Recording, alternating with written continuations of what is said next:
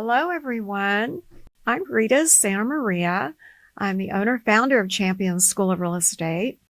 And I always want to, first of all, say thank you for your business. Thank you for all the wonderful years that you have been to Champion School of Real Estate, whether it's real estate, loan, appraisal, inspection. And I love, love, love our Superstar series.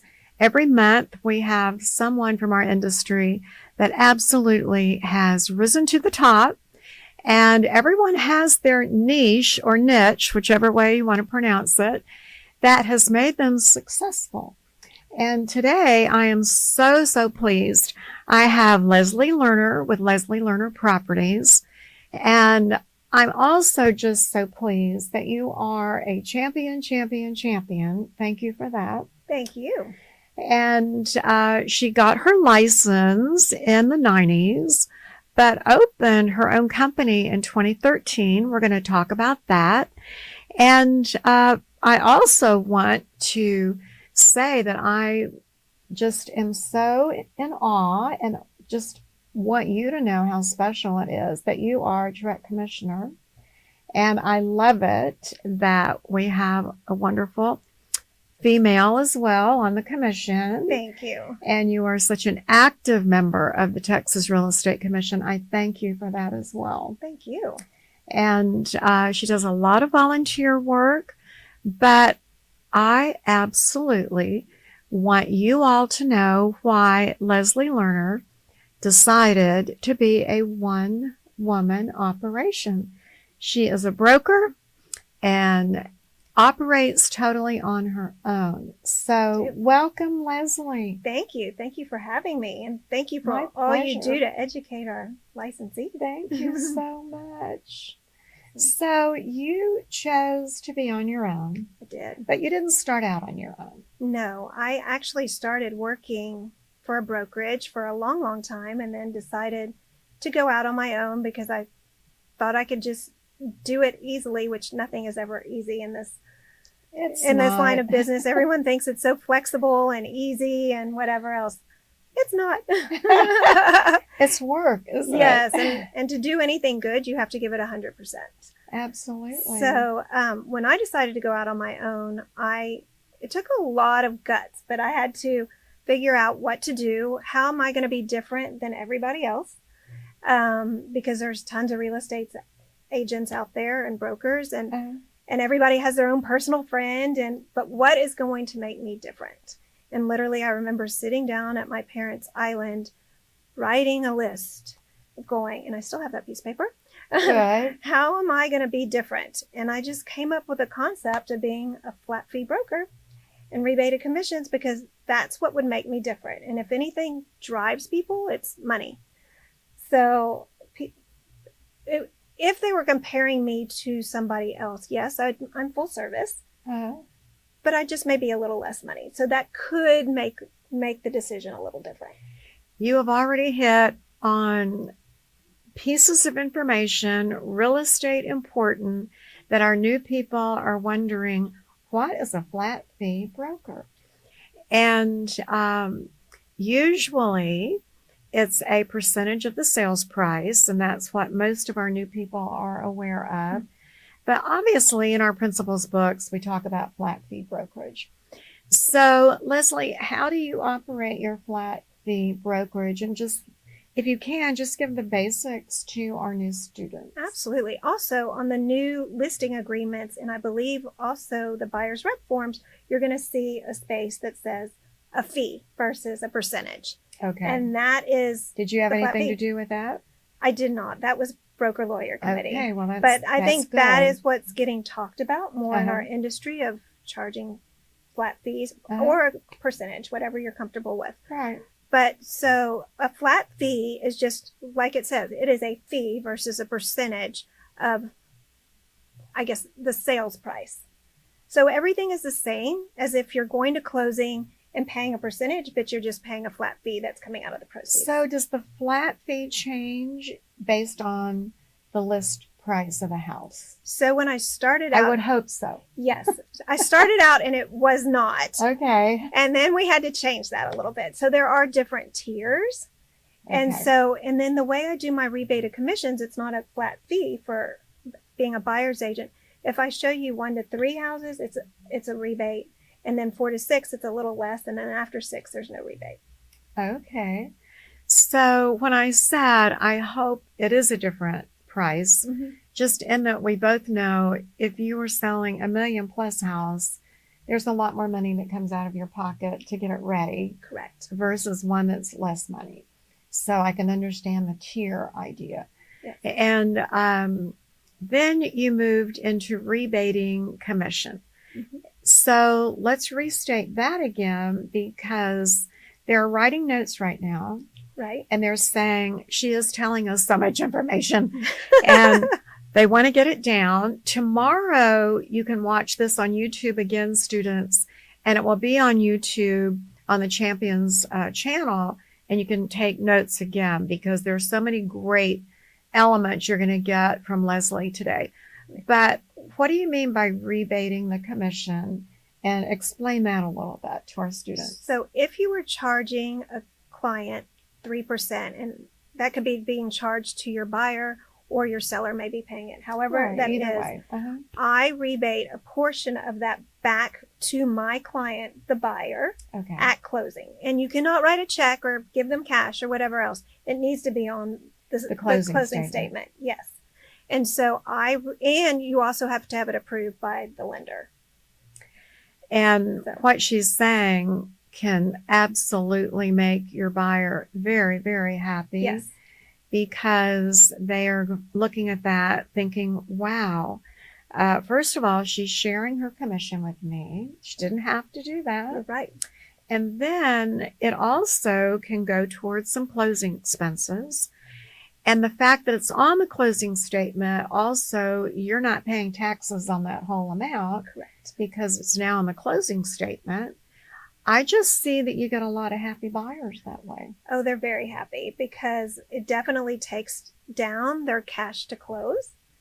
And it also leaves some money in their pocket to go buy furniture or whatever else they may need. Exactly. Whatever they choose to do with it.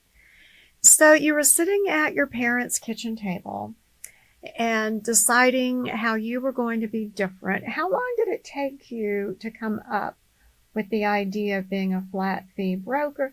Did you already have your broker's license at that point?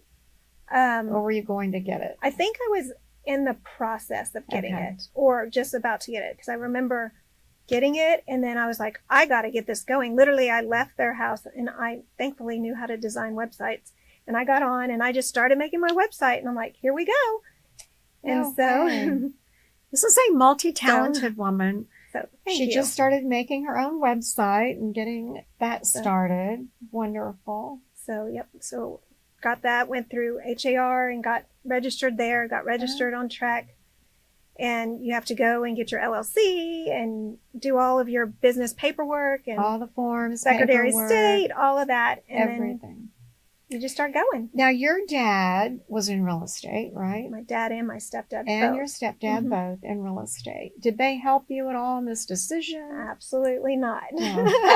They were all mostly commercial or investing. Okay. And not as much into residential or just like commercial as we know, like leasing and whatever else. They were more into shopping centers and investing and totally that kind different. of thing. Yes. Yes. So it was totally different. And quite honestly, if you want to know the truth, everyone's like, you're never going to make it with this concept. And then I know a friend of mine told me she was working for another large agency at the time and they had heard my concept and they're like, she's never going to make it. This is crazy that she's doing this to our industry. Everyone's going to hate her.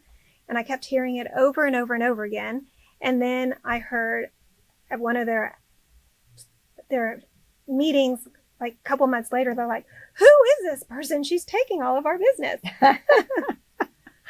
So not only did you make it, but you definitely sort of set an area of Houston on fire by being the specialist with a different niche. Yes. And doing it well, doing it professionally, then being recognized by Governor Abbott's office to invite you to be on the Texas Real Estate Commission, which again is such an honor. And you are such a very good, solid voice on the commission. Thank you. Appreciate that. Thank really you. do. I appreciate it. And that's why I'm there, because I represent everyone. It's not my voice. It's all of everybody's voice. Exactly. And you do speak up, which is really good. I do speak up. Somebody called me feisty the other day, and I was just like, that's a good word. Well, it's not a bad word. No, that's what it takes. I would take that as a nice compliment. So, thank you. So, you've had your own business for about 12, 13 years, but you've had your license for much longer than that. If we think back to when you first got licensed, what recommendation would you give to our new students when they're out looking for a broker? It is the same recommendation I tell everybody right now. It is find a broker who will support you and train you and teach you the ropes, because you cannot go to a brokerage and just think you're going to start out day one without an education. Yes, your books are great, but your experience is what matters, and somebody to hold your hand is what you need. Interview your broker. What is that broker going to give you? So, do you think there'll ever be a day where it will be required that you have a mentor to get your license? I have tried and tried since I was on the commission to do a mentor, and they will not require it. And I know in other professions or industries, licensed industries, that they do require it. You get an apprentice license before you get a real license. And I've wanted that. I've gotten letters about it, and they just won't regulate it. And because it's not regulated, I just want to follow up and say to our wonderful new people, when you're interviewing, just ask, who's going to help me? Who's going to be looking at those first offers, those first listings that I'm writing? Who's going to help me negotiate? And literally just ask that sponsoring broker, is there maybe someone that can mentor me at least for the first, 6 to 12 weeks? Mm-hmm. It's so important, but it's more than 6 to 12 weeks, because TREC has a rule that for your first 3 transactions in anything, so say you do 3 as a buyer's agent for a residential project, a property, or 3 as a selling agent for a farm and ranch, 3 of any type of transaction, you have to be coached. Yes. And that I love. And that took forever to come around. Took forever, but it did. Forever, it did. And that's because they want you to succeed. Yes. You, and I know that our students want to succeed. Yes. All day long, we have our new people say, well, who's going to help me learn? And that's a great question, as you know, to ask that potential broker, who's going to help me? Right. And what kind of ongoing education will I have? Well, now it's mandatory to have someone check those particular transactions. So as a brand new person getting started, what do you suggest they should be doing right now? So as a brand new person, first, when you're interviewing your broker or when you're trying to figure out where you're going to fit the best, don't always be looking at what your split is. I mean, you have so many years ahead of you. That's a great point, because you're brand new. Yes. You have so many years ahead of you, but you only have a short amount of time to be trained correctly. So find the place you're going to be trained so you can make this a career and not just a step in your ladder. Exactly. So thinking about the split when you're out interviewing, yes, it's very important, but it's also so premature. Yes. Right now, as you said, look for someone where you know in that company you're going to feel good about walking in the door. It's going to be a place that you feel like you fit in. Yes. But tell me about the training. What kind of ongoing training am I going to get? And it needs to be a lot of hands-on training. I mean, computers and technology are great. It can always help you. But you need a person one-on-one that is going to walk you through everything, because your technology is not going to fill in your contract correctly or negotiate correctly. Exactly.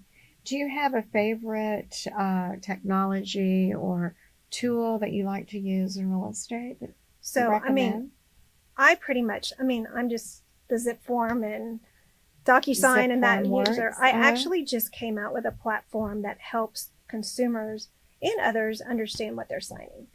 I came out with a contract understanding platform. I saw that. So yes, and it's in other languages. Yes, it is multilingual. You can take any document. It doesn't have to be a real estate document. It could be your electricity contract. It could be your medical disclosures, anything it may be. But Obviously, I started with real estate because that's what I know. And you can upload it and it will give you meaning in over 50 languages, FAQs, examples. That is huge, So Leslie. thank you. What motivated you to do that? Because our business, because Okay. as a broker, number one, I'm responsible for what everyone does. And I don't want my license taken away. I am risk adverse for anything. And I also see people doing intermediary, is what we call it in Texas. Uh-huh. And you can't represent both sides. And so somehow or another, they're going to need to be informed and given the education of this is what's included in your contract. So this software you developed. I did. And it explains forms in many languages. Yes. That's just huge. Like me, we're just shaking our heads right now that you are just extremely impressive. So thank you. How long did you have this desire to do this? So what happened with me is I was always scared, and I have been known to take a contract and I don't like working both sides, and I will not do it unless I really have to. But if I even have a client that scares me, that may come back after me, because we will all get one of those. Exactly. I have been known to take paragraph by paragraph and type out what it means. Wow. So I was like, there has to be a better way than this. Wow. Or you would find a YouTube video of somebody else trying to tell you what it is. I'm just always doing translate from my phone to make sure that what I'm saying is understood. So right. So when AI started emerging, I was like, this could be the answer. And then I was like, oh, this is just another idea in my head. I'm not going to do anything. And a friend of mine's like, there's nothing like that. You have to do it. I love it. So thank you. And what's the name of it? Learn More. Learn More. So is it available for sale like my last right now? name. It is a subscription-based Okay. model. It is online and anybody can use it. Okay, so tell everyone again how to find it. Go to learnmore.com, and it's LERN more.com. There's not an A in learn. And I'm telling all of you, as soon as we're finished, I'm going to look at it today. Great. Thank you. That is really remarkable. Thank you. And amazing. Thank you. So in your career, was there a moment in time where you realized, hey, I think I've got this down. I think I can sleep well at night, not worry about fear. There's going to be a transaction in the pipeline, so I don't have to worry. Was there a point in time when you realized, hey, I'm pretty darn successful at this? Quite honestly, I mean, I can see where a shift in my own confidence came and where I was in my life. And it took a while. And it really almost took until I started my own business and started knowing I can really do this. So it's really, you have to do a confidence shift and know that you're doing it right. And that all comes from the correct training. It really does. I could have never done this unless I had the training I had. Most definitely the word everybody's going to go away with today is training. Yes. Let's say for some of our CE students that are watching today that are sort of middle of the road, they would like to be more successful. Do you have any words of advice to help them, like maybe move to the next level? Being with the right broker, associating with the right people, believing in yourself, but also marketing yourself. Market yourself as the expert. Know what you're doing. Staying in touch. Yes. When you say marketing, yes, we're really saying you have to stay in touch with your clients, your centers of influence on a regular basis. Right. Send out newsletters, post things online, which I'm not great at because I'm not the biggest social media person, but that's how everybody. Yes, you are. Oh, thank you. Yes, you are. That's what people expect these days. You have to keep up with the times. Absolutely. And it's all in communication. I'm the type of person that if you send me an email, I'm going to answer it pretty much right away if I can, or a text or whatever. Even if it's like, hold on, I'll get back with you, or a thank you. Always communicate. Just to let them know you received the note and you'll get back to them. Right. I was actually on the Hard Platform page last night, and I saw someone posted up something that says, why don't we use this form for every transaction? And it was the form saying that you received the offer and you presented it to your seller. Mm-hmm. And I'm like, you're not going to ever get anybody to do all of that. But TREC has a rule that you have to respond to anyone in a transaction within 48 hours. Yes. So that is a big thing, and that just passed for agents because it used to be just for brokers. But if people aren't doing it, you need to file a complaint because that's how we raise the bar in this industry. And you can. Yes. And that one thing, Leslie, we hear over and over and over again and see, how do we get the other agent to reply? And yes, there is a rule. Yes. And yes, you can complain to the real estate commission that this rule was broken. They didn't follow through. Right. But those are steps that have happened over the last couple of years, if not the last 12 months or so. So many good things are happening. Many to good make people things. accountable. Yes, and you have to be accountable. If it were me in a situation and somebody wasn't responding, I'm known to reach out to the broker, and if I still don't get any type of response, I will turn in a complaint if I have to, because that is the only way our industry is going to get better. And people are going to think of us to be valuable. I want to stay valuable. Yeah. So. No, it's the only way to get anyone's attention. Correct. And you hate for it to get to that point. But we also hear, well, I got in touch with the broker, but the broker never, returned my call or my email or anything. So there are things we can do. It's whether or not the agent follows through. Correct. And does take care of the issue with filing a complaint, which everybody hates to do that. Hates it. But very often it's harming the client because you're not getting a reply to something. Correct. So. And it's not fair to their agent. I see so many complaints that pass my desk because we have to look at all the agreed orders talking about agents not responding and this is what happened in the transaction, or a consumer being harmed because something the agent did. It's not right. It's not, the consumer should not be harmed because of something the agent is doing. Isn't doing. Or is doing. So, right. So you're very, very, very active in real estate. And yet you also are on a number of boards, councils, most definitely the Real Estate Commission.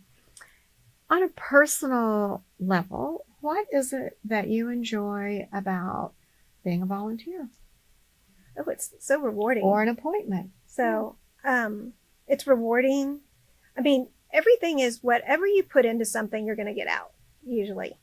And so if you're not putting anything in, you can't expect change and you can't expect anything to get better. I have so many people going, well, this is wrong and that's wrong and blah, blah, blah, whatever it may be.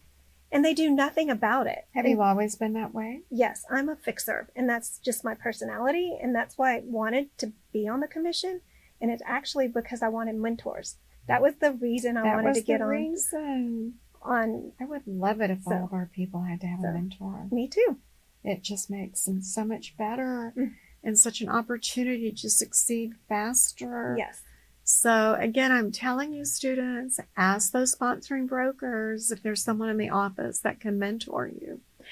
What are the one or two things that a new person can do to jumpstart their career brand new? Thinking back, were there any specifics that you did early on? Quite honestly, when I got into the business, we didn't really I don't even think we had pictures on the MLS. It was just, everything was written. You would have to knock on doors to get contracts signed. No, you're not that old. That's impossible. I remember that. Not you. But I was living in Bel Air at the time, and it was a transitional neighborhood. And I was knocking on doors saying, I have a builder to buy your lot. Will you sell? Wow. And she could do that all day long because that's the truth. Yes. And even now, being able to knock on doors and say, there's someone that might want to buy your house and tear it down and build something bigger and better. And quite honestly, all the lots I've gotten for my own homes is from knocking on doors. Wow.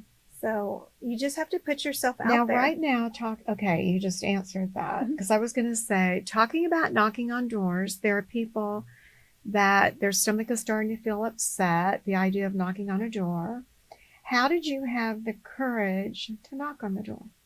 When you want something bad enough, or to make a living, you do what you got to do. And I could tell you when I started out in this business, and for a lot of my life, I was really shy, but I knew I had to work to make money. Exactly. So you figure out a way to make it work. Now, do you believe that open houses work? Do you still get involved with I'm open not houses? a firm believer in open houses. I think it's great for agents to get more business or to meet buyers and sellers. I think there's more of a safety issue you have to think about now. Definitely. And that's really concerning to me, whether it's me personally with a safety issue or Yes. just protecting the home from anybody coming back later or whatever they may do. It's just a lot of responsibility now. It is. It is. And we do a whole section on safety in our pre-licensing classes.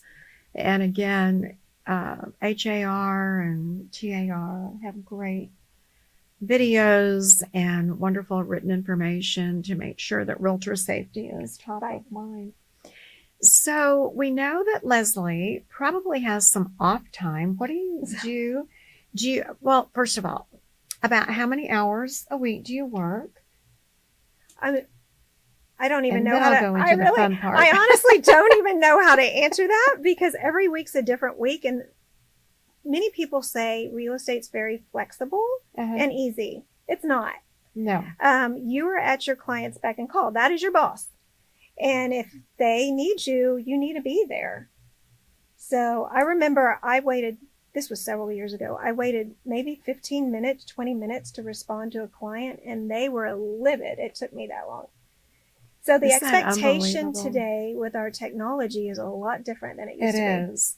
And if you don't return that text, that phone call, or that email right away, there are 3 or 4 other agents that will do 100%. That, and you've lost the business.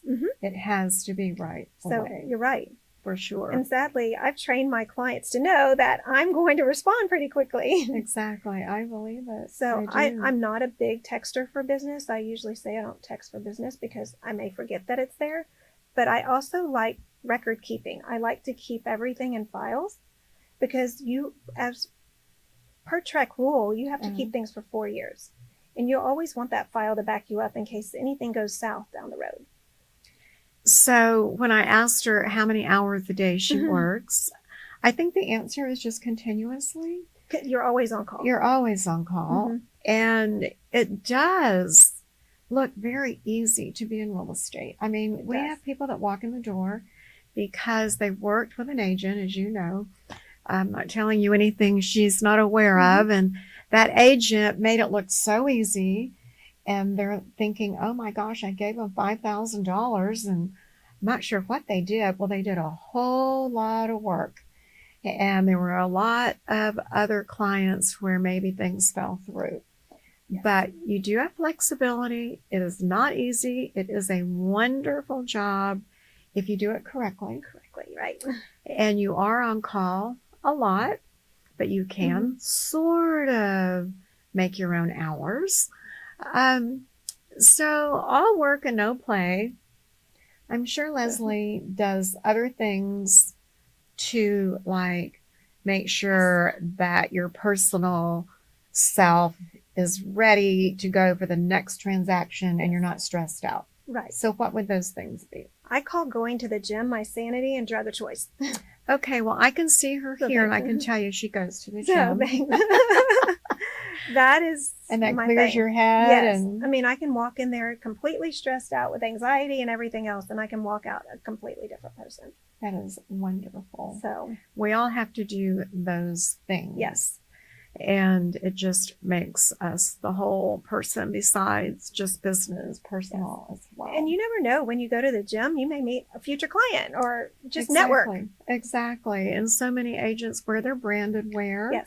It sort of allows conversation to take place. So let me just flip over to TREC for just a minute. Are there any new cool things happening that you'd like to just mention that we need to be aware of? There's so many things in the pipeline right now. We're getting our new licensing database, which goes live next month. Yes. So there is a push, I believe, starting December 9th, that you need to start putting your new information in. It is going to be required for you to have your business information in And the I'm licensing happy, database. happy about that. Yes. Also, a great change, I think, our broker associates are going to have to disclose which firm they are associating with. Okay. So Good. that will also be We can in our find the broker record. Yes, because if that broker associate does anything wrong, now the broker of the company they're under is also going to be notified, Okay. which is amazing. It is. And you just think that it was that way all along, but it wasn't. So it was never that way. And this is so awesome. I'm so excited for it. Our IABS is changing because we don't have sub-agency any longer. And you can also be a showing agent for a couple days. We just talked about that in CE this morning. Yes. Alan Hancock brought that up, that you cannot represent someone. It can just be you're showing them and they're looking and that's it. Yes.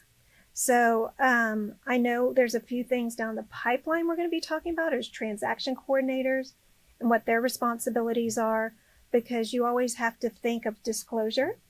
And there are some transaction coordinators that work for one brokerage or have their license in one brokerage and work for another brokerage. And sometimes that just doesn't work. It just doesn't work. So that's on our plate. Showing agents are on our plate to talk about people that just show and don't represent anybody. I'm trying to think of what else is in the pipeline right now, because there are so many things going on. There are so many things going on. And now that we're through legislation and we have all those new changes that have come forward, all of our books have been changed out. How many more years do you have on the commission? 2 more. 2 more. Yes. So would you be open if anyone wanted to send over their question to you about 100%. something? I have no problem with that. Would you mind putting your, okay.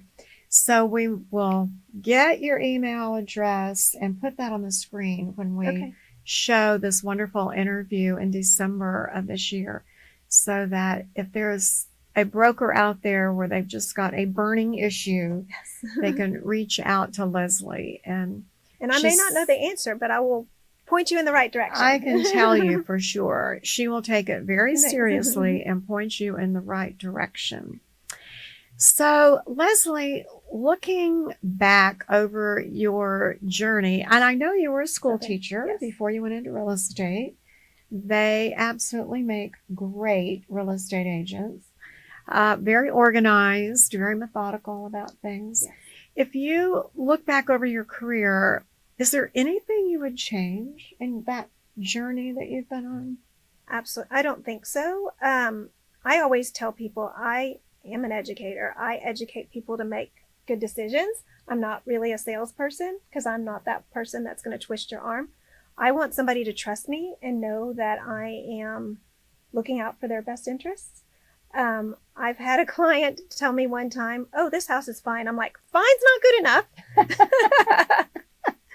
So I'm more. That would be unusual to hear an agent say that. Yes. Oh, good. Yes. I mean, you just really have to be honest and truthful in order to have a good career. I mean, let people trust you. A lasting career. Yes. Well, she is definitely good. She is definitely honest. She is definitely a great representative of our industry. Thank you. And of course, her job is to protect the public.